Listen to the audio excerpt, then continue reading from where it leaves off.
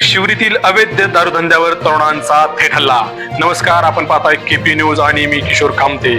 सध्या राज्यात अवैध धंद्यावर कारवाईचा जोर वाढत असल्याच्या घोषणा प्रशासनाकडून केल्या जात असतानाच दुसरीकडे मात्र काही ठिकाणी वास्तव वेगळंच चित्र दाखवत आहे।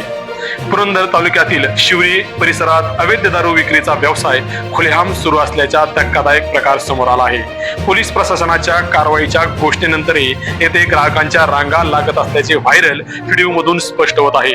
मात्र या सर्व प्रकारामुळे संतप्त झालेल्या स्थानिक तरुणांनी पुढाकार घेत पोलीस प्रशासनाच्या कारवाईची वाट न पाहता थेट अवैध दारूधंद्यावर कडक कारवाई करत तो उद्ध्वस्त केल्याची घटना समोर आली आहे।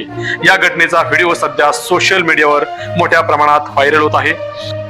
एकीकडे राज्यभरात अवैध धंद्यावर कारवाईचा धडाका सुरू असल्याचे चित्र दिसत असून अन्न व औषध प्रशासन विभागाचे अधिकारी तुकाराम मुंडे यांच्या नेतृत्वाखाली विविध भागात कठोर कारवाया सुरू असल्याची चर्चा आहे। अशा पार्श्वभूमीवर शिवरी येथील या प्रकाराची राज्य उत्पादन शुल्क विभाग आणि पोलीस प्रशासन दखल घेणार का, संबंधितांवर कारवाई होणार का, असा सवाल आता नागरिकांकडून उपस्थित केला जात आहे। प्रशासनाच्या कारवाईची वाट पाहण्याऐवजी तरुणांनीच अवैध दारूधंदा उद्ध्वस्त केल्याने हा विषय आता चर्चेचा केंद्रबिंदू ठरत आहे। या प्रकरणावर तुमचं मत काय? प्रशासनाने तात्काळ कारवाई करावी का? तुमची प्रतिक्रिया आम्हाला कमेंटमध्ये नक्की कळवा। या आणि अशा अनेक व्हिडिओसाठी तसेच आपल्या भागातील नवनवीन अपडेटसाठी आपण केपी न्यूज या यूट्यूब चॅनलवर जर नवीन असाल तर चॅनलला लाईक, शेअर आणि सबस्क्राईब करायला विसरू नका। धन्यवाद।